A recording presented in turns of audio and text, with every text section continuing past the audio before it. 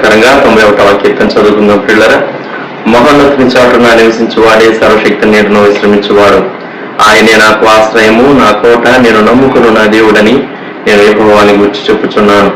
వేటకాని ఊరిలో నుండి ఆయన నిన్ను విడిపించును, నాశనకరమైన తెగులు రాకుండా నిన్ను రక్షించును. ఆయన తన రెక్కలతో నిన్ను కప్పును, ఆయన రెక్కల క్రింద నీకు ఆశ్రయం కలుగును. ఆయన సత్యము కేడమును డాలునై ఉన్నది. రాత్రి వేళ కలుగు భయమునకైనను, పగటి వేళ ఎగురు బాణములకైనను, చీకటిలో సంచరించే తెగులకైనను, మధ్యాహ్నం ముందు పాడు చేయు రోగములకైనను నీవు భయపడుకుందువు. నీ పక్కన 1000 మంది పడినను, నీ కుడి పక్కన 10,000 మంది కూలినను అపాయం నీ వద్దకు రాదు. నీవు కన్నులారా చూచుచుండగా భక్తిహీనులకు ప్రతిఫలం కలుగును. యెహోవా నీవే నా ఆశ్రయము అని నీవు మహోన్నతుడైన దేవుని నీకు నివాసస్థలంగా చేసుకుని ఉన్నావు. నీకు అపాయమేమీ రాదు, ఏ తెగులును నీ గుడారము సమీపించదు. నీ మార్గములన్నిటిలో నిన్ను కాపాడుటకు ఆయన నిన్ను గూర్చి తన దూతలకు ఆజ్ఞాపించును. నీ పాదములకు రాయి తగలకుండా వారు నిన్ను తమ చేతుల మీద ఎత్తిపట్టుకుందరు. నీవు సింహములను నాగుపామును త్రొక్కెదవు, కొదమ సింహములను భుజంగములను అనగద్రొక్కెదవు. అతడు నన్ను ప్రేమించుచున్నాడు గనుక నేను అతన్ని తప్పించదను. అతడు నా నామం ఎరిగిన వాడు గనుక నేను అతన్ని గణపరచదను. అతడు నాకు మొరపెట్టగా నేను అతనికి ఉత్తరం ఇచ్చేదను. శ్రమలో నేను అతనికి తోడై ఉండదను. అతను విడిపించి అతని గొప్ప చేసేదను. దీర్ఘాయు చేత అతనిని తృప్తిపరచదను. నా రక్షణ అతనికి ఇచ్చు. మేమైతే ప్రతిదినము మీ సిలువను ధ్యానించడం ద్వారా మా ప్రాణములకు ఎత్తడానికి మీరు అనుగ్రహించిన చక్కని ఏర్పాటు కొరకు స్తోత్రాలు. మా కొరకు మీరు సిలువలో బలి అయి ఉంటుండగా మీ బలియాగాన్ని ధ్యానం చేయడం ద్వారా మీ పట్ల మాకున్న ప్రేమను, మా తండ్రి కమిట్మెంట్ని మేము ఏ దినానికి ఆ దినం నూతనపరచుకోవడానికి మీరు సహాయం చేస్తున్నందుకు స్తోత్రాలు. సర్వశక్తి కలిగిన దేవుడుగా ఉండి, సర్వోన్నతుడైన దేవుడుగా ఉండి మా కోసం ఈ లోకంలోనికి దిగి వచ్చుట ద్వారా నీ పరిపూర్ణమైన ప్రేమను మీరు బయలుపరిచినందుకు స్తోత్రాలు. మీ వాక్కును మా మధ్యలో ఉంచండి ప్రభా. మేమందరము మా తండ్రి మీ యొక్క వాక్య దర్శనం చేసుకోవడం ద్వారా మా తండ్రి మా ప్రాణములు తెప్పరిల్లడానికి, అలాగే మేము ఆత్మీయంగా బలపరచబడ్డానికి సహాయం చేయండి. క్రీస్తు శిలువ ప్రేమ ధ్యానముల ద్వారా మేము మేలు పొందినట్లుగా దీవించబడలాగున సహాయం చేయమని యేసు నామంలోనే ప్రార్థిస్తున్నాము తండ్రి, ఆమేన్. ఈ యొక్క శిలువ సందర్భంగా జరిగిన కొన్ని సంఘటనలు మనం ధ్యానం చేస్తున్నాం. అలాగే ఆ యొక్క ధ్యానాన్ని మనం కొనసాగించబోతున్నాం. దాని కొరకు మనం మత్తయి సువార్తలో నుంచి ఈరోజు ఒక వాక్య భాగాన్ని చదువుకుందాం. మత్తయి సువార్త 26వ అధ్యాయం 59 నుంచి 64 వరకు చదువుతాను. మత్తయి సువార్త 26వ అధ్యాయం 59 నుంచి. ప్రధాన యాజకులను మహాసభ వారందరూ యేసును చంపవలనని ఆయనకు విరోధముగా అబద్ధ సాక్ష్యము వెదకుచుండిరి. కానీ అబద్ధ సాక్షులు అనేకులు వచ్చినను సాక్ష్యమేమీ దొరకలేదు. తుదకు 2 మనుష్యులు వచ్చి, వీడు దేవాలయమును పడగొట్టి 3 దినములలో దాన్ని కట్టగలనని చెప్పిననిది. ప్రధాన యాజకుడు లేచి, నీవు ఉత్తరమేమీ చెప్పవా? వీరు నీ మీద పలుకుతున్న సాక్ష్యమేమని అడుగగా యేసు ఊరకుండెను. అందుకు ప్రధాన యాజకుడు ఆయనను చూచి, నీవు దేవుని కుమారుడు అయిన క్రీస్తువైతే ఆ మాట మాతో చెప్పుమని జీవము గల దేవుని తోడని నీకు ఆనబెట్టుచున్నానెను. అందుకు యేసు, నీవన్నట్టే. ప్రార్థన చేసుకుందాం. పరిశుద్ధుడా, ప్రేమ గల దేవా, మీకు స్తోత్రాలు నాయన. లేఖనాలను మేము ధ్యానిస్తూ ఉండగా మీ సిలువ వెలుగు మా మీద ప్రకాశించడానికి సహాయం చేయండి. ఈ వాక్య ధ్యానము ద్వారా మా ప్రభ, మా తండ్రి, మీరు ఈ భూలోకంలోనికి వచ్చి తండ్రి యొక్క చిత్తాన్ని పరిసమాప్తి చేసిన ఆ ఘనమైన కార్యాన్ని మేము ధ్యానిస్తూ ఉండగా మా కన్నులను వెలిగించండి ప్రభా, మా ఆత్మను వెలిగించండి మా ప్రభా. మీ ప్రేమను మేము అర్థం చేసుకోవడానికి సహాయం చేయండి.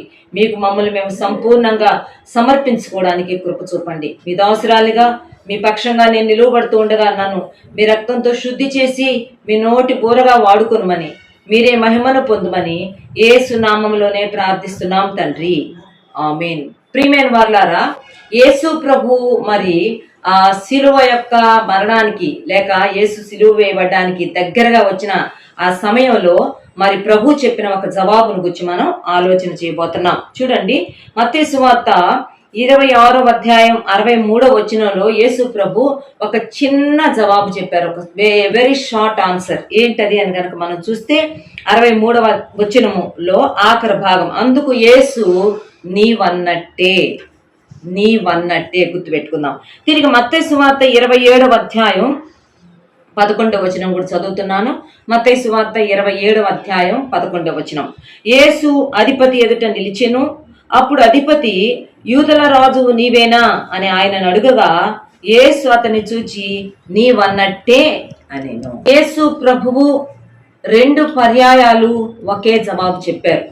అయితే ప్రశ్నలు భిన్నమైన ప్రశ్నలు వేసిన వ్యక్తులు కూడా భిన్నమైన వ్యక్తులు, సమయం కూడా భిన్నమైన సమయము. ఇద్దరు వ్యక్తులు వేసిన భిన్నమైన ప్రశ్నలకు ఒకే జవాబు యేసు ప్రభు చెప్పాడు. ఆ జవాబు ఏంటి అని కనుక మనం ఆలోచన చేస్తే, నీవన్నట్టే, నీవు చెప్పినట్టే, అది నిజమని చెప్పి యేసు ప్రభు మాట్లాడుతూ వచ్చారు. ప్రశ్నల గురించి మనం ఆలోచన చేయబోతున్నాం. ఎవరు యేసు ప్రభును ప్రశ్న వేశారు? యేసు ప్రభువు వారు వేసిన ప్రశ్నకు ఆయన ఇచ్చిన ఈ జవాబు అది ఎలాగ సరిపోతుంది, ఎందుకు ఆయన జవాబు చెప్పారో మనం ఆలోచించేద్దాం. మొట్టమొదటిగా యేసు ప్రభుని ప్రధాన యాజకులు ప్రశ్నించారు. ఇప్పుడు యేసు ప్రభుని మరి ఈ యొక్క ఇస్కరియోతు యూదా ప్రధాన యాజకులకు అప్పగించాడు. 30 వెండి నాణ్యాలు తీసుకుని ప్రధాన యాజకులకు అప్పగించినప్పుడు ఇప్పుడు యేసు ప్రభుని ప్రధాన యాజకుని ఇంటికి తీసుకుని వచ్చారు. ప్రధాన యాజకుని ఇంటిలో చాలా మంది యేసు ప్రభుని కలుసుకోవాలని, లేకపోతే యేసు ప్రభుని మరి పొంతి పిలాతుకు అప్పగించాలని మాట్లాడుకోవడానికి అందరూ అక్కడ సమకూడున్నారు. అదే మనం మత్తయి సువార్త 26వ అధ్యాయం 59వ వచనంలో మనం చూస్తాము. ప్రధాన యాజకులు, మహాసభ వారందరూ యేసును చంపవలనని ఆయనకు విరోధముగా అబద్ధ సాక్ష్యము వెదకుచుండిరి. ఇప్పుడు యేసు ప్రభును పట్టుకొని తీసుకొని వచ్చారు. ఇప్పుడు యేసు ప్రభుకి ఏ రకంగా ఆయన శిక్ష విధింప చేయాలని చెప్పి ఆయన మీద అనేకమైన అబద్ధ సాక్ష్యాలు కల్పించడానికి ప్రయత్నం చేస్తూ వచ్చారు. అనేక మంది వ్యక్తులను తీసుకుని వచ్చారు. అబద్ధ సాక్ష్యాలు చెప్పేవారిని తీసుకుని వచ్చారు. అబద్ధ సాక్ష్యాలు చెప్పిస్తానికి ప్రయత్నం చేస్తున్నారు. కానీ వాళ్ళు ఏ రకంగా కూడా యేసు ప్రభు మీద నేరం మోపలేకపోయారు. యేసు ప్రభుని గురించి వారు ఎన్నో అబద్ధ సాక్ష్యాలు పలుకుతూ ఉన్నారు. కానీ ఒక ఆశ్చర్యకరమైన విషయం ఏంటంటే, యేసు ప్రభు వారెవ్వరికి ప్రత్యుత్తరం ఇవ్వలేదు. యేసు ప్రభు ఊరకుండెను అని రాయబడింది. ఇప్పుడు మనం చదువుకున్న ఈ 2 ప్రశ్నల గురించిన ప్రస్తావన 4 సువార్తికులు రాశారు. మత్తయి రికార్డ్ చేశాడు, మార్కు రికార్డ్ చేశాడు, లూకా రికార్డ్ చేశాడు, యోహాన్ కూడా రికార్డ్ చేశాడు. కనుక ఇది చాలా ప్రాముఖ్యమైన అంశంగా మనం గమనించాల్సిన వారంగా ఉన్నాం. ఇప్పుడు ప్రధాన యాజకులు, అంతేకాకుండా ఆనాటి ప్రధాన యాజకుడైన కైప, మహాసభ వారందరూ కలిసి యేసు ప్రభుని చాలా ప్రశ్నలు వేస్తున్నారు. చాలా రకాలుగా ఇంట్రోగేట్ చేస్తున్నారు. కానీ యేసు ప్రభు నుంచి జవాబు రాలేదండి. 62వ వచనంలో ఉంటది, ప్రధాన యాజకుడు లేచి, నీవు ఉత్తరమేమీ చెప్పవా? వీరు నీ మీద పలుకుతున్న సాక్ష్యం ఏమని అడుగగా యేసు ఊరకుండెను. He kept silent. He was silent. Yesu ప్రభు ఊరకున్నాడు. వాళ్ళైతే ఎన్నో మాటలు మాట్లాడారు, కానీ యేసు ప్రభు ఊరుకున్నాడు. అయితే యేసు ప్రభు ప్రధాన యాజకుడు వేసిన ఒక సూటైన ప్రశ్నకు ఆయన జవాబు చెప్పాడు. ఆ జవాబు ఏంటంటే, నీవన్నట్టే. ఈ నీవన్నట్టే అని జవాబు అందుకున్న ఆ ప్రశ్న ఏంటి అనేది మొట్టమొదటిగా ఆలోచన చేయబోతున్నాం. మొదటిగా ప్రధాన యాజకుడు మరి యేసు ప్రభువుకు ఈ ప్రశ్నను సంధించాడు. సమయం ఏంటి అని కనుక మనం ఆలోచిస్తే అది మధ్యరాత్రి తర్వాతే. ఎందుకంటే యేసు ప్రభు ముందు రాత్రి తన శిష్యులతో పాటు ఆఖరి రాత్రి భోజనం చేశాడు. తర్వాత వాళ్ళ పాదాలు కడిగాడు. ఆ తర్వాత వాళ్ళతో ఒక సుదీర్ఘమైన సంభాషణ చేశాడు. అనేకమైన విషయాలు మాట్లాడుతూ వచ్చాడు. వాళ్ళ కొరకు చాలా ఒక గొప్ప గంభీరమైన ప్రార్థన చేశాడు. ఆ తర్వాత రండి మనం అందరం వెళ్దామని చెప్పి మరి ఒక కీర్తన పాడుకుని ఒలీవల కొండకు వెళ్ళారు. ఒలీవల కొండకు వెళ్ళేటప్పటికే ఇట్ వాజ్ లేట్ నైట్. ఒలీవల కొండ మీద ఉన్న గెత్సెమనే అనే తోటలోకి వెళ్ళిన తర్వాత మరి ఆ 12 మంది శిష్యుల్లో కూడా ఈ పేతురు, యాకోబు, యోహాను ప్రత్యేకించుకుని వాళ్ళతో పాటు ఇంకొంచెం ముందుకు వెళ్ళి వాళ్ళ ముందు తాను మరి దుఃఖాక్రాంతుడు అవడానికి, చింతాక్రాంతుడు అవడానికి మొదలు పెట్టాడు. ఆ తర్వాత వాళ్ళని చెప్పాడు, దయచేసి మీరు ప్రార్థన చేయండి, మెలకువగా ఉండి ప్రార్థన చేయడం అని చెప్పి తాను కూడా ఇంకొంచెం ముందుకు వెళ్ళి ప్రార్థన చేస్తూ వచ్చాడు. చాలా లేట్ నైట్. అది ఎలా చెప్పొచ్చు అంటే, మనం పేతురు, యాకోబు, యోహాన్లు చాలా నిద్రమత్తులో ఉన్నారు. వారు నిద్ర ఆపుకోలేకపోతున్నారు. యేసు ప్రభు 2 సార్లు 3 సార్లు మళ్ళా వీళ్ళ దగ్గరకు వచ్చి చూస్తే వీళ్ళు నిద్రపోతా ఉన్నారు. పదే ప్రభు వాళ్ళని లేపాడు. మీ ఆత్మ సిద్ధంగా ఉంది, కానీ శరీరాలు చాలా బలహీనంగా ఉన్నాయి. మీరు శోధనలో ప్రవేశించుకున్నట్లు మెలకువగా ప్రార్థన చేయండి అని చెప్పి వాళ్ళని లేపుతా ఉన్నాడు. వాళ్ళు నిద్రపోతా ఉన్నారు. కాబట్టి ఇట్ వాజ్ లేట్ నైట్.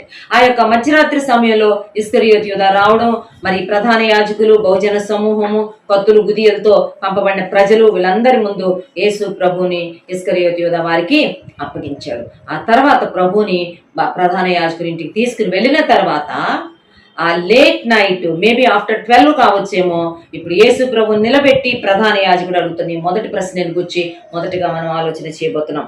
ఏమని ప్రశ్నించాడు అని కనుక మనం చూస్తే మత్తయి సువార్త 26వ అధ్యాయం 63వ వచనంలో, అందుకు ప్రధాన యాజకుడు ఆయనను చూచి యేసు ప్రభువును చూచి అడుగుతున్నాడు, నీవు దేవుని కుమారుడవైన క్రీస్తువైతే ఆ మాట మాతో చెప్పుమని జీవము గల దేవుని తోడని నీకు ఆనబెట్టుచున్నాను.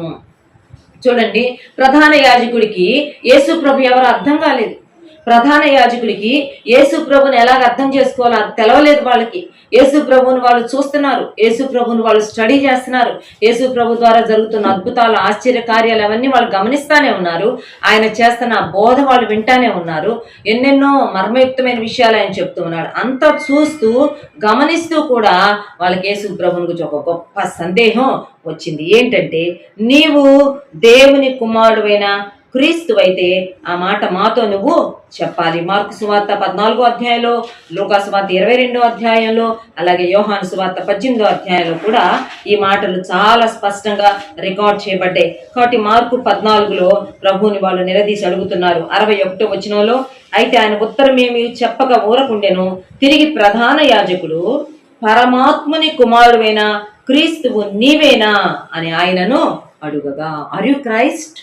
చూడండి, యేసుక్రీస్తును ఇంకా వాళ్ళు ప్రభువుగా క్రీస్తుగా గుర్తించలేకపోయారు. ఈ ప్రధాన యాజకులు లేవి వంశం నుంచి వచ్చిన వారు కాదు, లేవి గోత్రం నుంచి వచ్చిన వారు కాదు, వాళ్ళు వంశపారంపర్యంగా వచ్చిన ఆ యొక్క లేవి యాజకులు కారు వారు.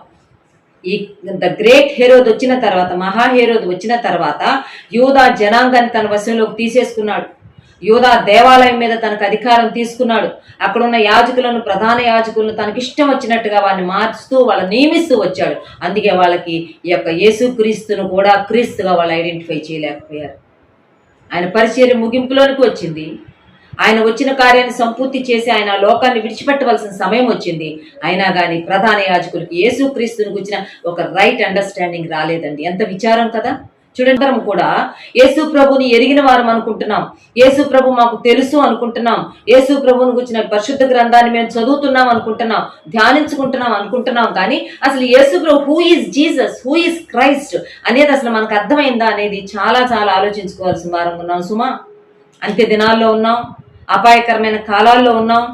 లోకం ఒక ప్రక్క నుంచి మరి నాశనానికి సిద్ధపడుతూ ఉన్న ఈ దినాలలో మనం నమ్ముకున్న యేసుక్రీస్తుని గురించిన ఒక సరైన అభిప్రాయము, సరైన గ్రహింపు, అవగాహన, ప్రత్యక్షత మనం అందుకున్నామా లేదా అనేది ఈ శిలువ ధ్యాన దినాలలో మనం ప్రశ్నించుకోవాల్సిన వారంగా ఉన్నాం. కాబట్టి ఇప్పుడు వీళ్ళు అడుగుతున్నారు, ప్రధాన యాజకుడు నిలదీసి అడుగుతున్నాడు, నువ్వు పరమాత్ముని కుమారుడైన క్రీస్తువేనా, లేక నువ్వు దేవుని కుమారుడైన క్రీస్తువేనా? ఎందుకంటే వాళ్ళకి తెలుసు క్రీస్తు వస్తాడని. వాళ్ళు ఎదురు చూస్తుంది క్రీస్తు కోసమే. చూడండి, మనం క్రీస్తు అని సువార్తలు ఎక్కడ రాయబడినా కింద మూల భాషలో ఫుట్ నోట్లు ఏమని రాయబడి ఉంటుంది, అభిషిక్తుడు అని రాయబడింది. కొన్ని చోట్ల మెస్సియా అని రాయబడింది. సో క్రీస్తు అన్న, అభిషిక్తుడు అన్న, మెస్సియా అన్న ఒకటే. ఈ మెస్సియాను గుర్చిన ప్రత్యక్షత దానియేలు కాలంలోనే దేవుడు తన ప్రజలకు అనుగ్రహించాడు. దానియేలు కాలం అంటే దేవుని ప్రజలైన ఇశ్రాయేలీలు బబులోను దేశం యొక్క చెరలోకి వెళ్ళిపోయారు. అక్కడ 70 సంవత్సరాలు చెరలో ఉన్నారు.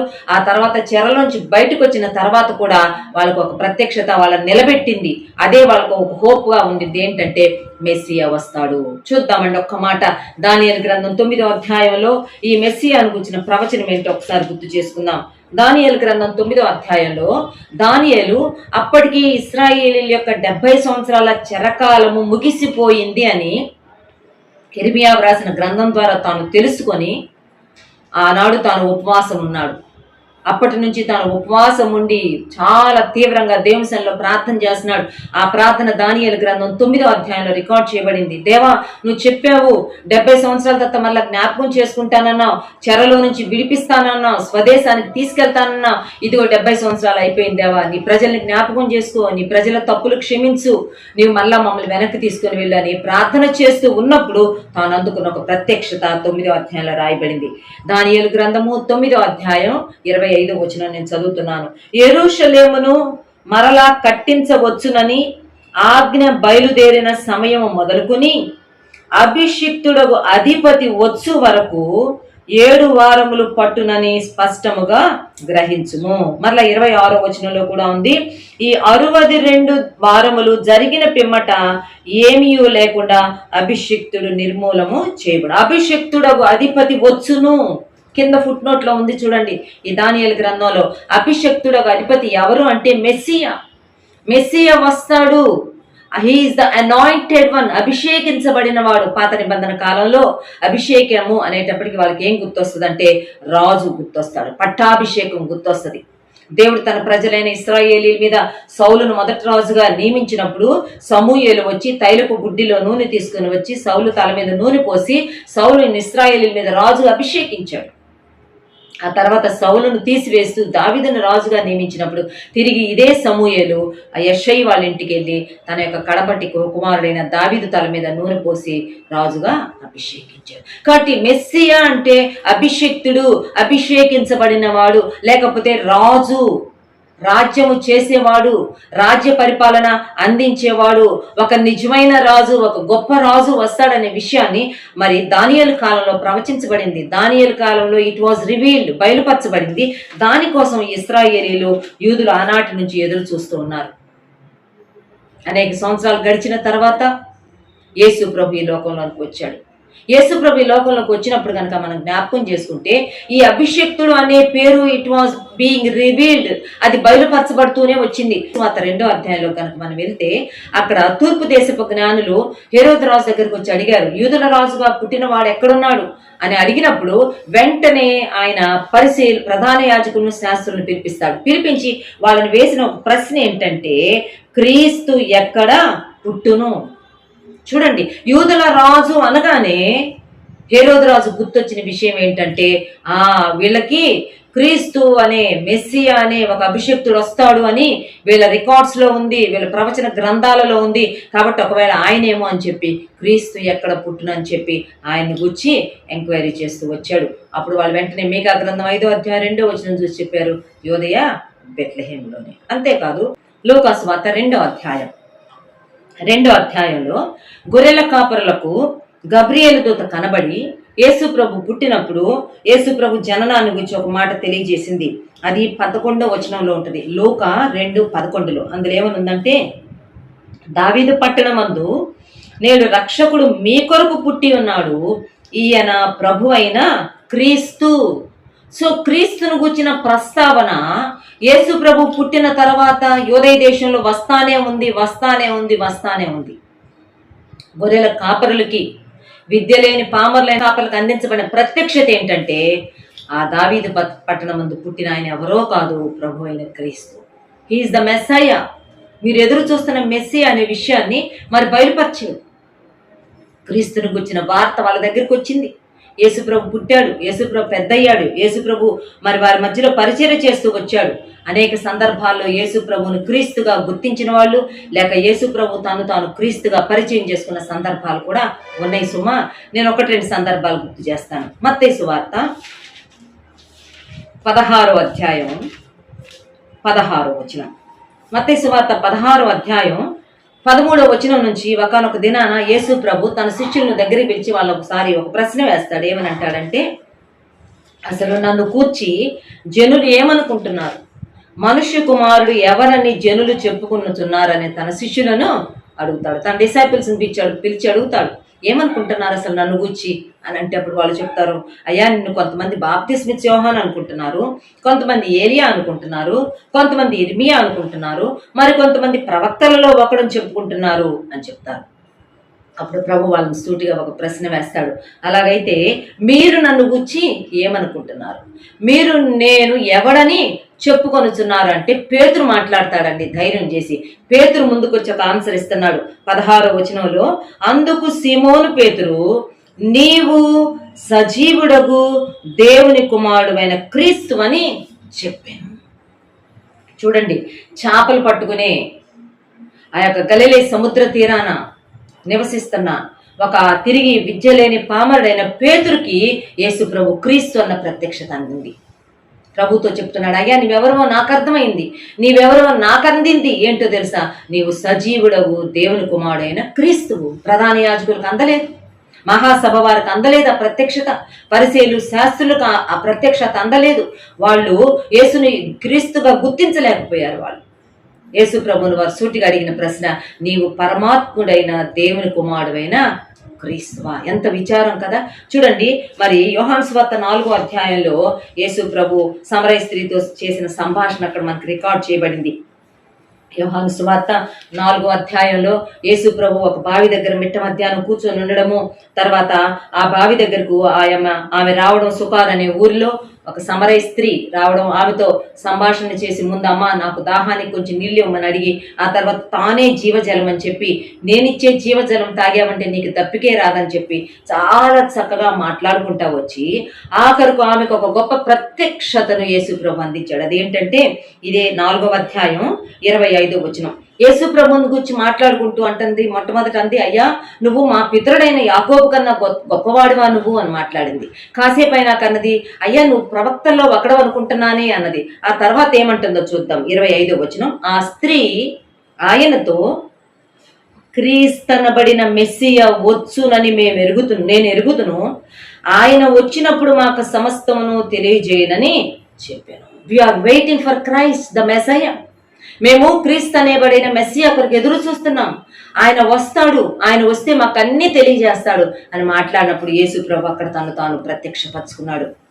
ఒక పాపంలో ఉన్న ఒక స్త్రీతోటి మాట్లాడుతున్నాడు, ఒక అన్యురాలైన స్త్రీతో మాట్లాడుతున్నాడు, ఒక సమరయ స్త్రీతో తాను బయలుపరుచుకున్నాడు. అన్నాడు, నీతో మాట్లాడుచున్న నేనే ఆయననని ఆమెతో చెప్పాను. అమ్మా నువ్వెవరి కోసం చూస్తున్నావో, ఏ క్రీస్తనబడిన మెస్సియా రావాలని నువ్వు ఎదురు చూస్తున్నావో, ఆ క్రీస్తనబడిన మెస్సియాను నేనేనమ్మా అని చెప్పినప్పుడు ఆమె చాలా సంతోషంతో ఆ కొండ కూడా బావి దగ్గర వదిలిపెట్టేసిందంటండి.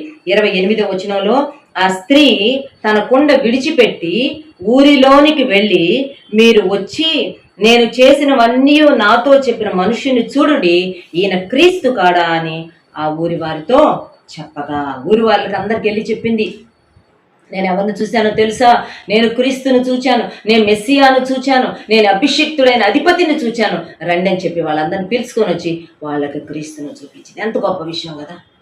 యేసు ప్రభు చాలా స్పష్టంగా డైరెక్ట్గా ఆయన ఇచ్చిన జవాబు ఏంటంటే, నీవన్నట్టే వచ్చిన మాట ప్రకారమే అన్నట్టే నేను మెస్సియాను, నీవన్నట్టే నేను క్రీస్తునని చెప్పి తనను గురించి తాను చెప్పుకుంటూ వచ్చాడు.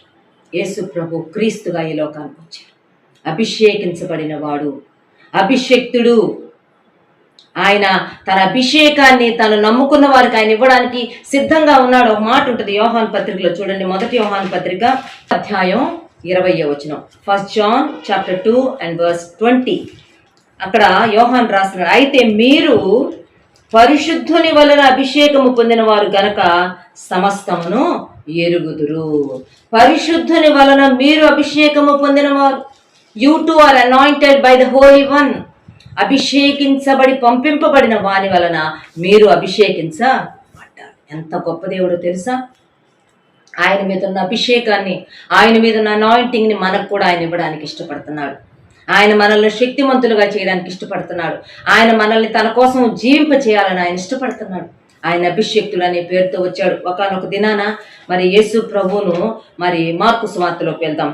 మార్కు సువార్తలో ఒక స్త్రీ, బేతనీయలో ఒక స్త్రీ, మరి బేతనీయలోని కుష్ఠరోగి అయిన సీమోని ఎంట యేసు ప్రభు ఉన్నప్పుడు ఒక స్త్రీ యేసు ప్రభు అక్కడికి వస్తుంది. వచ్చి ఏం చేస్తుందంటే 3వ వచనం, మార్కు సువార్త 14వ అధ్యాయం 3వ వచనం. ఆయన బేతనీలో కుష్ఠరోగి అయిన సీమోని ఎంట భోజనమునకు కూర్చుండి ఉన్నప్పుడు ఒక స్త్రీ మిక్కిలి విలువగల అచ్చ జటామాంసి అత్తరు బుడ్డి తీసుకుని వచ్చి ఆ అత్తరు బుడ్డి పగులగొట్టి ఆ అత్తరు ఆయన తల మీద పోసెను. చాలా విలువైన అత్తరు బుడ్డి తీసుకుని వచ్చి ఆ అత్తరు బుడ్డి పగలగొట్టి ఆ అత్తరు ఆయన తల మీద పోసింది. తల మీద పోసారంటే అది అభిషేకించినట్టుగా గుర్తు. అభిషేకం. చుట్టుపక్కల శిష్యులందరూ సనుక్కున్నారు, కొనుక్కున్నారు. ఎందుకు ఇంత డబ్బులు వేస్ట్ చేసేస్తుంది, ఆ అత్తరు ఎందుకు అలాగా పగలగొట్టేసేసింది, ఇది పేదలకు ఇవ్వచ్చు కూడా అని అంటే ప్రభు ఒక అద్భుతమైన మాట అన్నాడు. 8వ వచనం చదువుతున్నాను. ఆమెను గురించి ప్రభు అంటున్నాడు, 6 నుంచి చదువుతాను. ఈమె జోలికి పోకుడి, ఈమెను ఎందుకు తొందర పెట్టుచున్నారు, ఈమె నా ఎడల మంచి కార్యము చేసెను, బీదలు ఎల్లప్పుడూ మీతోనే ఉన్నారు, మీకు ఇష్టమైనప్పుడల్లా వారికి మేలు చేయవచ్చును, నేను ఎల్లప్పుడూ మీతో ఉండను. ఈమె తన శక్తి కొలది చేసి నా భూస్థాపన నిమిత్తము నా శరీరమును ముందుగా అభిషేకించాను. She has anointed my body. అభిషేకించింది, నా తల మీద నూనె పోసి అభిషేకించింది, నా మీద ఉన్న అభిషేకాన్ని లోకానికి తెలియజేసింది. నేను అభిషేక్తుడు అని ప్రకటింపకనే ప్రకటించింది. అందుకే అన్నాడు, సర్వలోకములో ఎక్కడ ఈ సువార్త ప్రకటింపబడునో అక్కడ ఈమె చేసినది జ్ఞాపకార్థంగా ప్రశంసింపబడునని మీతో నిశ్చయముగా చెప్పుచున్నాను. నేను సాయంకాల సమయంలో మనం గ్రహించాల్సిన ముఖ్యమైన విషయం ఏంటో తెలుసా? యేసు క్రీస్తు, ఆయన క్రీస్తుగా ఈ లోకానికి వచ్చాడని లూకాసు వార్త 23వ అధ్యాయంలోకి వెళ్దాము. యేసు ప్రభుకి మరి ఆయన యెరూషలేము బయటకు తీసుకుని వెళ్ళారు. ఆ తర్వాత ఆయన్ను సిలువ వేశారు. ఆయన సిలువ వేసి కుడి ఎడమల 2 దొంగలు, బందిపోటు దొంగలు కూడా సిలువ వేశారు. వాళ్ళు కూడా కుడి ఎడమల వేలాడుతూ ఉన్నారు. వాళ్ళ ఒక వ్యక్తి ప్రభుని ఏమంటాడో తెలుసా? లూకాసు వార్త 23వ అధ్యాయం 39వ వచనం చూడండి. వేలాడదీయబడిన నేరస్తులలో ఒకడు ఆయనను దూషించుచు, నీవు క్రీస్తువు కదా, నిన్ను నీవు రక్షించుకొనుము, మమ్మును కూడా రక్షించుమని చెప్పాను. ఒక దొంగ ఆఖరి నిమిషాల్లో యెరూషలేమునకు గవిని వెలుపట సిలువలో వేలాడుతూ యేసు ప్రభువుని క్రీస్తుగా ఐడెంటిఫై చేశాడు. నీవు క్రీస్తువు కదా అని అన్నాడు. కానీ క్రీస్తును తన జీవితంలోకి చేర్చుకోలేకపోయాడండి. యేసు ప్రభును నిందిస్తున్నాడు, యేసు ప్రభుని దూషిస్తున్నాడంట, యేసు ప్రభుని అవమానకరంగా మాట్లాడాడు. కానీ తన మాటల్లో తనకు తెలియకనే తను పలికిన ఒక మాట ఏంటంటే, నాకు తెలుసు నీవు క్రీస్తువు కదా, ఒకవేళ నీవే క్రీస్తువైతే నిన్ను నీవు రక్షించుకో, మమ్మల్ని కూడా రక్షించుకో. యేసు ప్రభు క్రీస్తు, ఇది మనం గ్రహించాల్సిన వారంగా ఉన్నాం. యేసు ప్రభు క్రీస్తుగా ఆయన మన జీవితాలకు ఎలాగ ఆయన బ్లెస్సింగో యోహాను సువార్తలోకి వెళ్దాం. చూడండి, యోహాను సువార్త 20వ అధ్యాయం 31వ వచనం చదువుతున్నాను. John chapter 20 and verse 31. ఇక్కడ ఏమని రాయబడిందంటే, యేసు దేవుని కుమారుడైన క్రీస్తు అని మీరు నమ్మునట్లును, నమ్మి ఆయన నామమందు జీవము పొందునట్లును ఇవి వ్రాయబడిను. యేసు ప్రభువును మీరు గ్రహించాల్సిన విషయం ఉంది. ఆయన దేవుని కుమారుడని నీవు తెలుసుకోవాలి. యేసు దేవుని కుమారుడైన క్రీస్తు అని నువ్వు నమ్ము, ఎవరు అనుకోవద్దు. ఎందుకంటే ఆ రోజుల్లో ఒక చాలా విపరీతమైన ప్రాపకాండ ఏంటంటే, ఇతడు వడ్లవాని కుమారుడు కాదా, వడ్రంగివాని కుమారుడు కాదా, ఇతడు యోసేపు మరియలకు యోసేపు కుమారుడు కాదా, ఇతని సహోదరులు పలానా సీమోను పలానా వాళ్ళు కదా అని చెప్పి యేసు ప్రభుని చాలా తక్కువగా అంచనా వేస్తూ వచ్చారు. ఆయన ఒక కార్పెంటర్గా, ఆయన ఒక కార్పెంటర్ సన్గా. అయితే మనం గ్రహించాల్సిన విషయం ఏంటో తెలుసా? ఆయన he is the son of God, ఆయన దేవుని కుమారుడు, ఆయన పరమాత్ముడైన దేవుని కుమారుడైన క్రీస్తు అని నమ్మునట్లును, ఊరికి నేను నమ్మితే అయిపోలేదండి, నమ్మి ఆయన నామమందు జీవము పొందునట్లును ఇవి రాయబడ్డాయి. యేసుక్రీస్తు ఈ లోకానికి వచ్చింది జీవం ఇవ్వడానికి వచ్చాడు, నశించిపోయేదాన్ని వెతికి రక్షించడానికి వచ్చాడు.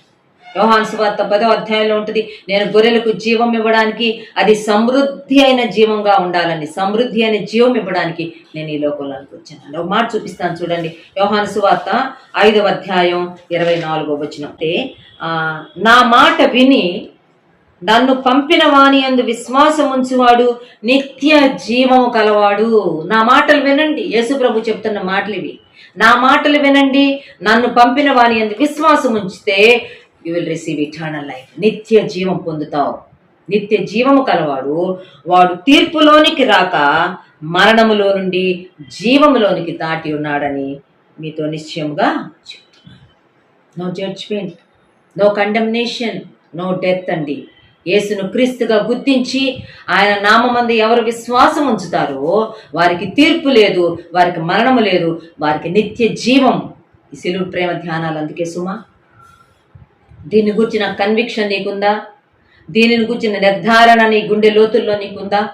నేను నిత్య జీవానికి వారసురాలను, నేను యేసు ప్రభువును నమ్ముకున్నాను, ఆయన నామమందు నేను విశ్వాసం ఉంచాను, నేను ఈ లోకాన్ని విడిచిపెడితే నా ఇటర్నిటీ, నా నిత్యత్వం యేసు ప్రభుతో సదాకాలం నేను గడపబోతున్నాను అనే భరోసా, అనే గ్యారంటీ నేను సంపాదించుకో. కార్యాల్లో మరి 2వ అధ్యాయంలో పేతురు అద్భుతమైన ప్రసంగం చేశాడు కదా. మరి పరిశుద్ధాత్మ సంఘం మీదకి దిగి వచ్చినప్పుడు వారు శక్తి పొందారు. వాళ్ళు ఆత్మ యొక్క అభిషేకం ద్వారా వారు శక్తి పొంది సువార్త ప్రకటించాడు. సువార్త ప్రకటించి ఆ వాక్యాన్ని ఒక మాటతోటి తాను క్లోజ్ చేశాడు. పేతురు చేసిన ప్రసంగం అపోస్తల కార్యాలు 2వ అధ్యాయం 36వ వచనం. మీరు సిలువ వేసిన ఈ యేసునే దేవుడు ప్రభువుగాను క్రీస్తుగాను నియమించెను. ఇది ఇశ్రాయేలు వంశమంతయు రూఢిగా తెలుసుకోవాలి. తెలవట్లేదు. ఇశ్రాయేలు వంశానికి తెలవలేదు, ఇశ్రాయేలీలకు తెలవలేదు, యూదులకు తెలవలేదు, యూదుల్లో ఉన్న ప్రధాన యాజకులకు, శాస్త్రులకు, పరిసయ్యులకు చాలా మందికి తెలియలేదు. తెలుసుకోండి అని పేతురు ప్రకటన చేస్తున్నాడు. ఏంటో తెలుసా? మీరు సిలువ వేసిన ఈ యేసునే దేవుడు ప్రభువుగాను క్రీస్తుగాను నియమించాడు. ఎవరో కాదు. మీరు ఇంకా ఎవరి కొరకు ఎదురు చూడొద్దు. ఈ యేసే క్రీస్తు అని చెప్పి ఖచ్చితమైన సువార్త ప్రకటించాడండి. ఆ రోజు పేతురు ప్రసంగానికి 3,000 మంది మారుమనసు పొందారు. బాప్తిస్మ సాక్ష్యము ఇవ్వబడ్డారు. విచారకరమైన సంగతి ఏంటంటే ఈనాటికి కూడా ఇజ్రాయెల్ దేశంలో ఉన్న అనేక మంది యూదులు ఈ సిలువ వేయబడిన యేసే క్రీస్తు అని ప్రభు అని అర్థం చేసుకోలేదు. వాళ్ళు ఆర్థోడాక్స్ జ్యూస్ గానే మిగిలిపోయారు. వాళ్ళు మోషే ధర్మశాస్త్రాన్ని మాత్రమే అనుసరిస్తూ వెళ్తున్నారు. ఇంకా మా కొరకు మెస్సియా వస్తాడు, ఇంకా మా కొరకు క్రీస్తు వస్తాడు, ఇంకా మా కొరకు అభిషిక్తుడు ఒక అధిపతి వస్తాడని చెప్పి ఎదురు చూస్తున్నారు. వచ్చిన యేసును వాళ్ళు గుర్తించలేకపోయారు. ఆ యేసు ఇచ్చిన రక్షణ వారు అంగీకరించలేకపోయారు, స్వీకరించలేకపోయారు. ఈరోజు మన వాక్య భాగంలో ఉన్న ప్రధాన యాజకులు కూడా అదే గుంపులోకి వచ్చారు సుమా. వాళ్ళు కూడా అడుగుతున్న ప్రశ్న, నీవు పరమాత్ముడువైన దేవుని కుమారుడైన క్రీస్తువేనా అని అడిగాడు. ప్రభు చెప్పాడు, నీవన్నట్టే, ఇది నీకు సందేహమే అవసరం లేదు సుమా. ఈ ప్రభువును క్రీస్తును మన హృదయాల్లోకి స్వీకరించాలి. మన హృదయాల్లో మనం ప్రతిష్ఠించుకోవాలండి. చూడండి, పేతురు చెప్తున్నాడు ఒక మాట. మొదటి పేతురు పత్రిక 3వ అధ్యాయంలో పేతురు ఒక మాట చెప్తున్నాడు తన లెటర్స్లో. ఫస్ట్ లెటర్లో మొదటి పేతురు 3వ అధ్యాయం 16వ వచనం. అందులో నేను ఆఖరి భాగాన్ని చదువుతున్నాను. మీ హృదయముల యందు క్రీస్తును ప్రభువుగా ప్రతిష్ఠించుకోండి. అప్పుడే మీకు అర్థమైనట్టు, అప్పుడే మీరు దాన్ని అంగీకరించినట్టు, అప్పుడే దాన్ని మీరు మీ జీవితాల్లోనికి రిసీవ్ చేసుకున్నట్టు, చేర్చుకున్నట్టు చెప్తున్నాడు. మీ హృదయముల యందు క్రీస్తును ప్రభువుగా ప్రతిష్ఠించు. ప్రియమైన వారలారా, యేసు ప్రభు యొక్క శిలువ దృశ్యాన్ని, యేసు ప్రభు యొక్క శిలువ మార్గం అంతటిని మరి చూస్తూ వచ్చిన, విట్నెస్ చేసిన, లేకపోతే ఆ యొక్క శిలువను దాన్నంతా వర్కౌట్ చేసిన ప్రధాన యాజకులే యేసు ప్రభుని మరి రక్షకుడుగా లేక క్రీస్తుగా గుర్తించలేకపోయారు. చాలా విచారం. మనం ఈ సాయంకాలం గుర్తిద్దాం. యేసు క్రీస్తు అనే పేరుతో ఆయన ఈ లోకంలోకి వచ్చాడు. ఆయన దేవుని కుమారుడు, ఆయనకు దేవుని స్వరూపం ఉన్నది, ఆయనకు దేవుని స్వభావం ఉన్నది. మనం అర్థం చేసుకోవడం కోసం మన కోసం ఆయన మానవ స్వభావంలోకి వచ్చాడు. మన కోసం ఆయన దాసుని స్వరూపం దాల్చాడు. మన కోసం ఆయన అబ్రహాము సంతాన స్వభావం ధరించాడంట. Not for him, for us. మన కోసం అండి, మనం అర్థం చేసుకోవడానికి. ఆ ప్రధాన యాజకుల్లాగా, ఆనాటి ప్రధాన యాజకుల్లాగా యేసుక్రీస్తుని గురించి సందేహించొద్దు. ఈనాడు ప్రభువుని నిండుగా నమ్ముతాము. ఆయన దేవుని కుమారుడైన క్రీస్తు. అంతేకాదు, యేసు ప్రభు నీవన్నట్టే అని చెప్పి దానికి ఒక మాట కంటిన్యూషన్ చెప్పాడు. ఆ మాట కూడా మనం ఈ సమయంలో గుర్తు చేసుకోవాలి. మార్కు సువార్తలోకి వెళ్దాం. మార్కు సువార్త 14వ అధ్యాయంలో 62వ వచనం. ఆయన అడిగితే ఇప్పుడు యేసు ప్రభు చెప్తున్నాను, అవును నేనే.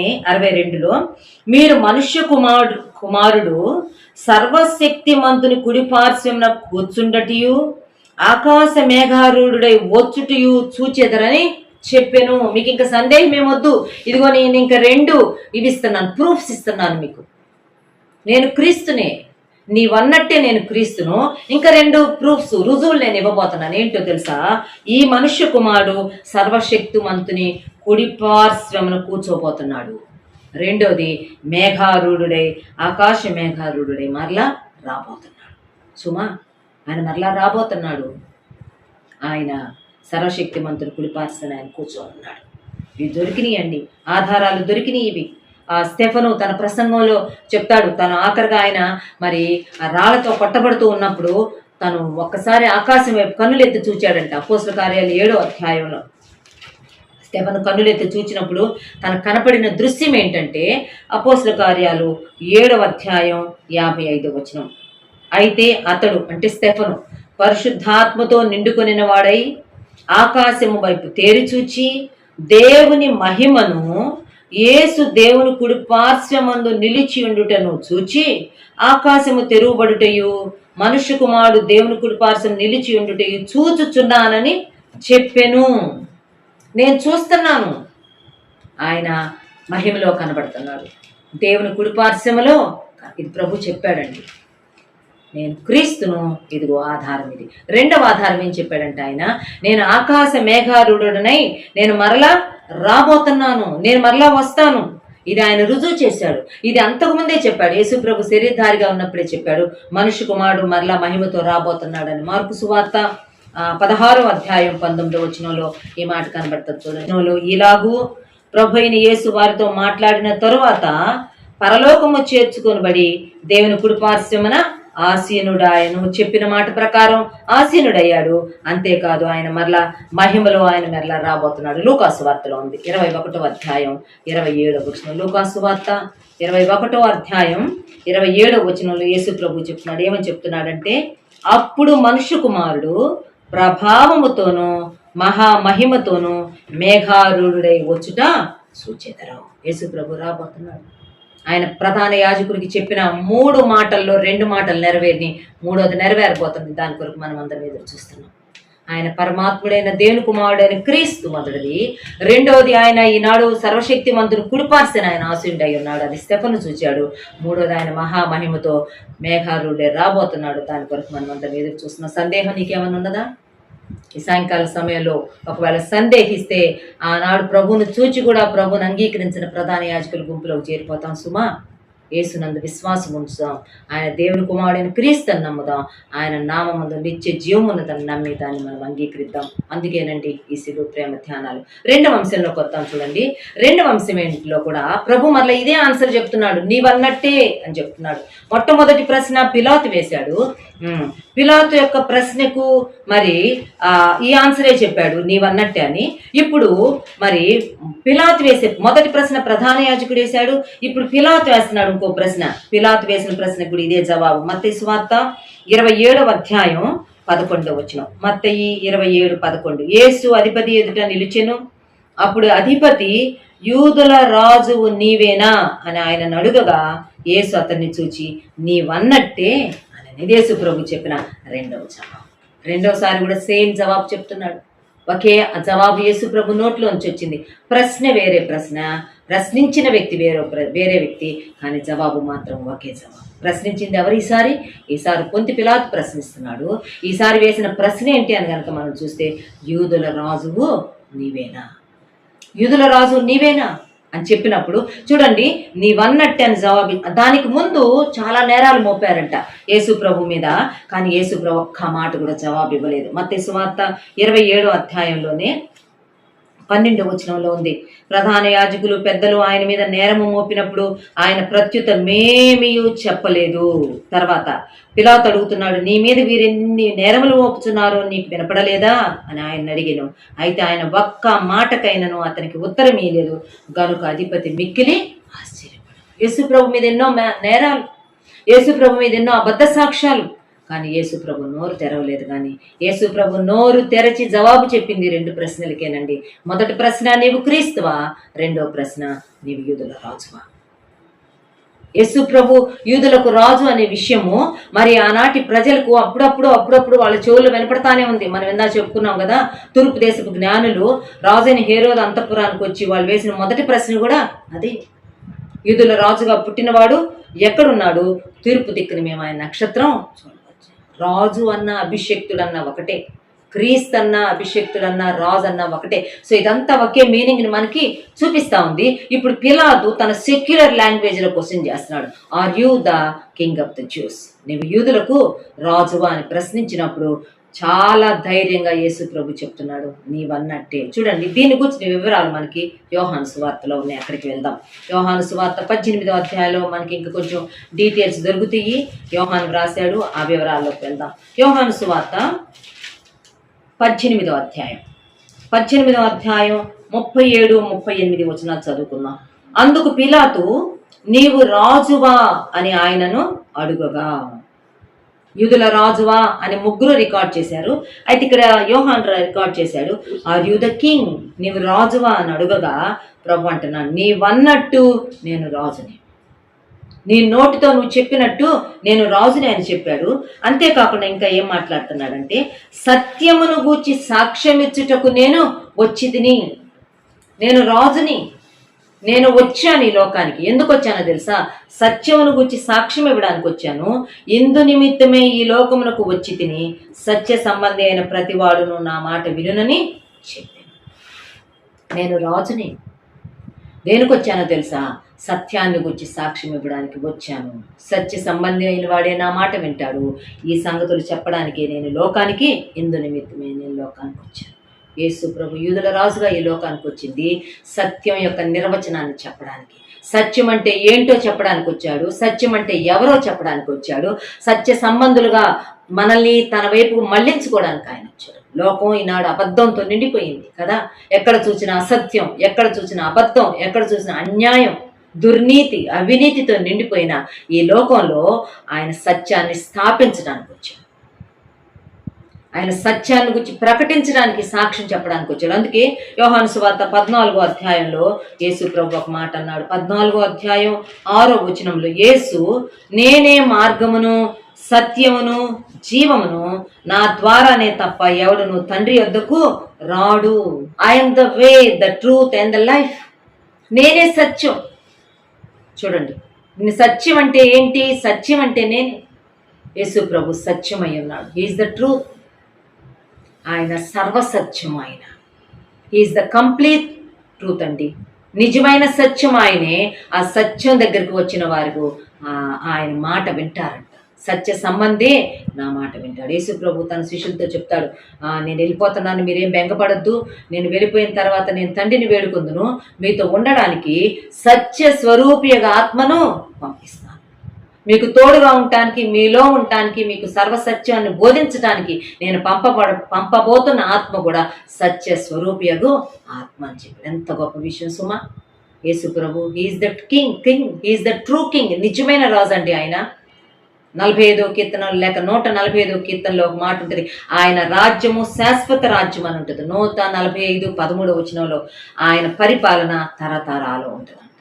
తరతరాలకు ఉండిపోయే రాజరికం ఆయనది. తరతరాలు ఉండే రాజు ఆయన. ఆనాటి ప్రజలు అర్థం చేసుకోవడానికి ఆయనకు యూదుల రాజు అని పేరు పెట్టారు, కానీ ఆయన మహోన్నతుడు, మానవ రాజ్యాలపైన అధికారి.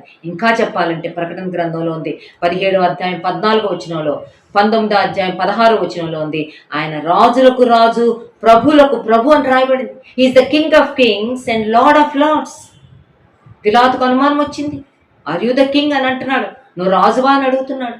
Are you the king of Jews అని అంటున్నాడు. నువ్వు యూదులకు రాజువా అంటున్నాడు. ఆయన రాజు అండి, మనం గుర్తించాలి. కీర్తన 45:11 వచనంలో ఉంటుంది, ఈ రాజు నీ ప్రభువు, అతడు నీ సౌందర్యమును కోరినవాడు, అతనికి నమస్కారం. He is our king. తెలుసా, మనకు రాజుగా ఉండటానికి ఆయన ఈ లోకంలోకి వచ్చాడు. మన జీవితాలను ఆయన పరిపాలనలోని కనుక మనం తీసుకుని వెళ్ళామంటే, ఆయన అధికారం క్రిందకు మనం తీసుకుని వెళ్తే ఆయన రాజ్యంలో మనం ఎంతో సేఫ్ అండ్ సెక్యూర్గా ఉండొచ్చు. యేసు ప్రభు ఈ లోకంలోకి వచ్చాడు. ఆయన రాజ్యము తరతరాలు ఉంటుంది, యుగాలు ఉండబోతుంది ఆయన రాజ్యం. ఈరోజు మనం ఆయన మన రాజుగా గుర్తించాలి సుమా. ఎంత మంచి దేవుడు అంటే, ఎంత గొప్ప దేవుడు అంటే, రాజైన ఆయన మనల్ని కూడా రాజైన ఆయన మనల్ని రాజులుగా చూస్తానంటున్నాడు. మొదటి పేతురు పత్రిక 2వ అధ్యాయం 19వ వచనంలో మనకి అద్భుతమైన మాట కనబడుతుంది. 1 Peter chapter 2 and verse 9, 9వ వచనంలో ఏమని ఉంటుందంటే, మీరు చీకటిలో నుండి ఆశ్చర్యకరమైన తన వెలుగులోనికి మిమ్మును పిలిచిన వాని గుణాతిశయములను ప్రచురము చేయ నిమిత్తము ఏర్పరచబడిన వంశమును, రాజులైన యాజక సమూహమును, పరిశుద్ధ జనమును, దేవుని సొత్తైన ప్రజలుగా ఉన్నారు. రాజులైన యాజక సమూహం. మనము రాజులమంట, మనకు ఆయన రాజాది రాజు. ప్రకటన గ్రంథం 1:6లో ఉంటుంది, ఆయన మనల్ని తనకు ఒక రాజ్యముగా చేసుకున్నాడంట. We are his kingdom, we are a part of his kingdom. ఆయన యూదుల రాజు అండి. ఆయన యూదుల రాజుగా రికగ్నైజ్ చేయబడడానికి ఇష్టపడ్డాడు, తగ్గించుకున్నాడు ఆయన. వాళ్ళు అడిగారు, నీవు యూదుల రాజువా అంటే ఆయన నీవన్నట్టే అన్నాడు. ఆయన యూదుల రాజు మాత్రమే కాదు, ఆయన సర్వ రాజ్యాలకు ఆయన రాజు, సర్వలోకానికి ఆయన రాజు అయి ఉన్నాడు. అందుకే ప్రకటన గ్రంథం ప్రకటిస్తూ ఉంది, ఆయన రాజులకు రాజు, ప్రభులకు ప్రభు. See the king of your life. ఆయన నీ జీవితానికి రాజేనా? ఆయన రాజరికం కింద నీవు ఉన్నావా? ఆయన ప్రభుత్వం కింద నీవు ఉన్నావా? ఆయన పరిపాలన కింద నీవు ఉన్నావా అనేది ప్రశ్నించుకోవాలి సుమా. దేవుడు 2 ప్రశ్నలకి ఒకే జవాబు చెప్పాడు. నీవు దేవుని కుమారుడైన క్రీస్తువా అని అడిగితే నీవన్నట్టే అన్నాడు. అవును, ఆ దేవుని కుమారుడైన క్రీస్తు నందు విశ్వాసం ఉంచితే ఆయన మనకి జీవం ఇస్తాడు, నిత్య జీవం ఇస్తాడు. రెండవది, ఆయన సంధించిన 2వ ప్రశ్న, నీవు యూదుల రాజు అని ఆయన అన్నాడు. నీవన్నట్టే అన్నాడు. ఆయన యూదుల రాజు మాత్రమే కాదండి, సర్వలోకానికి ఆయన రాజు. ఆయన రాజ్యంలో రాజరికం కింద నీవు నేను ఉండాలి. ఒక మనం చేసుకున్నాం. ప్రభా, నీవు నా జీవితానికి రాజుగా ఉండు, నేను నీ రాజ్యంలో ఒక భాగంగా నన్ను ఉంచుకో అడిగాడు కదా. కుడివైపున వేలాడుతున్న దొంగ అదే అన్నాడు. యేసు, నీవు నీ రాజ్యంతో వచ్చినప్పుడు నన్ను జ్ఞాపకం చేసుకో. Let me be a part of thy kingdom. నీ రాజ్యంలో నన్ను ఒక భాగంగా ఉంచుకోమని చెప్పాడు. యేసు ప్రభు అప్పటికప్పటికే అంగీకరించాడండి. ఒకటే మాట అన్నాడు, నేడు నీవు నాతో కూడా పరదేశంలో చేసుకుందామా. ఈ 2 ప్రశ్నలు మన ముందు ఉంచబడుతూ ఉన్నాయి. ఈ 2 ప్రశ్నలకు గ్రహించిన అర్థాన్ని మనసులో పెట్టుకొని మనం ఇవ్వబోతున్న జవాబు ఏంటి, ప్రభువుకు మన నుంచి రాబోతున్న స్పందన ఏంటో మనం ఆలోచించుకుందాం అని చెప్దాము. అయ్యా, నువ్వు క్రీస్తువి, నీవు అభిషేక్తుడివి, నీవు నా జీవితంలోకి రా, నీ అభిషేకం నా మీదించు, నీకోసం నేను మరి శక్తి కలిగిన ఒక విశ్వాసగా బ్రతుకుతానని చెప్తాం. రెండోది, అయ్యా నీవు రాజువి, నా జీవితానికి రాజుగా ఉండు, నా కుటుంబానికి రాజుగా ఉండు, నా సంఘానికి రాజుగా ఉండు, నీ అధికారం కింద, నీ పరిపాలన కింద నన్ను తీసుకుని వెళ్ళు, నన్ను నడిపించని ప్రభు యొక్క రాజరికానికి మళ్ళీ మనం అప్పగించుకుందాం. ఆయన రాజు అయ్యుండి, ఆయన ధనవంతుడయ్యుండి, ఆయన శ్రీమంతుడయ్యుండి మనం అర్థం చేసుకోవడం కోసం, మన కోసం ఆయన తనకున్న సమస్తాన్ని విడిచిపెడితే ఈరోజు ఆయన్ని మనం ఐడెంటిఫై చేయాలి సుమా. ఆయన మనం రాజుగా గుర్తిద్దాం, ఆయన మనం క్రీస్తుగా గుర్తిద్దాం. ఆయనకి ఇదిగో ప్రభా నా జీవితం అని చెప్పి ప్రభుకు మనం అంకితం చేసుకొని ఆయన మనం మహింపరుద్దాం. దయచేసి తలలు ఉంచండి. ప్రేమగల దేవా, మీకు స్తోత్రాలు నాయన. మా ప్రభా, మరి మిమ్మును ప్రశ్నించిన ప్రధాన యాజకునికి, అలాగే మిమ్మల్ని ప్రశ్నించిన పొంతి పిలాతుకు మీరిచ్చిన జవాబులను మా జ్ఞాపకం చేసినందుకు స్తోత్రాలు. ఇద్దరికీ ఒకే జవాబు ఇచ్చారు, నీవన్నట్టే అని చెప్పావు ప్రభా. వ్యక్తులు భిన్నమైన వ్యక్తులు, ప్రశ్నలు భిన్నమైన ప్రశ్నలు, కానీ మీ నుంచి వచ్చిన జవాబు ఒకటే జవాబు, అవును ప్రభా, నీవు పరమాత్ముడైన దేవుని కుమారుడైన క్రీస్తువు ప్రభా. అందుకే స్తోత్రాలు. క్రీస్తుగా ఈ లోకంలోనికి వచ్చారు, మీకు స్తోత్రాలు. క్రీస్తుగా ఈ లోకంలో జీవించారు, మీకు స్తోత్రాలు. మా ప్రభా, మిమ్మును దేవుని కుమారుడుగా అయిన క్రీస్తుని ఎవరు గుర్తిస్తామో, ఎవరు నమ్ముతామో, ఎవరు నీ నామమందు విశ్వాసం ఉంచుతామో వారికి నిత్య జీవము అని వ్రాయించారు, మీకు స్తోత్రాలు. ఈ అనుభవాన్ని అందరము మా తండ్రి సంపాదించుకొని దానిలో స్థిరులమై సాగి వెళ్ళడానికి సహాయం చేయండి. పిలాతు వేసిన ప్రశ్నకు నీవు యూదుల రాజు అంటే నీవన్నట్టే అన్నావు ప్రభా.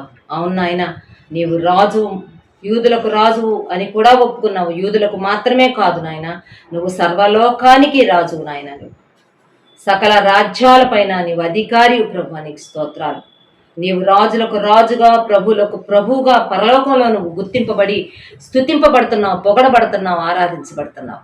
ఈనాడు మంటివారమైన మేము, భూమి మీద ఉన్న మేము మిమ్మల్ని మా జీవితాలకు రాజుగా గుర్తించి, మా జీవితాలలోనికి రాజుగా పిలుచుకొని ఈ రాజరికం కింద మేము సాగి వెళ్ళడానికి సహాయం చేయండి. మా జీవితంలో ఎంతో కాలం ఇతరుల ప్రభుత్వాల కింద, ఇతరుల అధికారాల కిందనే గడిచిపోయినాయి ప్రభా. నీ అధికారాన్ని, నీ ఆధిపత్యాన్ని మేము కోరుకోలేదు, మేము ఆశపడలేదు, నీ చిత్తాన్ని మేము చేయలేదు. ఇక ముందుకైనా మా ప్రభా నీ చిత్తాన్ని చేసేవారంగా, మిమ్మల్ని రాజుగా గుర్తించి, ప్రేమించి, ఆరాధిస్తూ, లోబడుతూ ముందుకు సాగి వెళ్ళడానికి సహాయం చేయండి ప్రభా. మరి ధ్యానాల్లో పాల్పొందిన ప్రతి వ్యక్తిని దీవించండి, ప్రతి కుటుంబాన్ని ఆశీర్వదించండి ప్రభా. ఎవరికి ఆత్మ సంబంధంగా ఏది కొదువుగా ఉన్నదో, ఏ కొరతతో ఉన్నారో, ఏ విషయాల్లో లోపాలు కలిగి ఉన్నారో ఆ లోపాలన్నిటినీ ఈ దినాల్లో సరిచేయమని, సరిదిద్దమని వేడుకుంటున్నాం ప్రభా. మేమందరము యోగ్యమైన, యుక్తమైన, నీవు కోరుకున్న ఆత్మీయ స్థితిని, స్థాయిని అందుకోవడానికి మాకు అందరికీ సహాయం చేయండి. ఇంకా మీ ఏర్పాట్లో ఎవరున్నారు వారిని కూడా రానున్న దినాలలో ఈ క్రీస్తు శిలువ ప్రేమ ధ్యానములలో మాతో కూడా మీరు ఐక్యపరచమని ప్రార్థన చేసుకుంటున్నాం. సంఘబిడ్డలను దీవించండి. అలాగే తండ్రి నాయన, ఈ ధ్యానంలో పాలు పొందుతున్న ప్రతి వారిని ఆశీర్వదించండి. వారి వారి అవసరాలలో, వారి వారి సవాళ్లలో, వారి వారి శోధనలలో, వారి కష్టాలలో మా తండ్రి, వారి కన్నీటిలో మీరు వారికి చాలిన దేవుడుగా ఉండి బలపరచండి, ఆదరించండి, మహిమగల కార్యాలు జరిగించండి. మీరే మహిమను పొందమని మమ్మల్ని అందరినీ మీ చేతుల్లో పెట్టుకుంటూ ఈ వాక్యము మా అందరి జీవితాలలో కార్యగునట్లుగా కృప చూపమని యేసు నామంలోనే ప్రార్థిస్తున్నాము తండ్రి, ఆమేన్. మన ప్రభు అయిన యేసుక్రీస్తు వారి కృప, తండ్రి అయిన దేవుని ప్రేమ, పరిశుద్ధాత్ముని అన్యోన్య సహవాసం సదాకాలం సంఘమునకు తోడై ఉండునుగాక. ఆమేన్.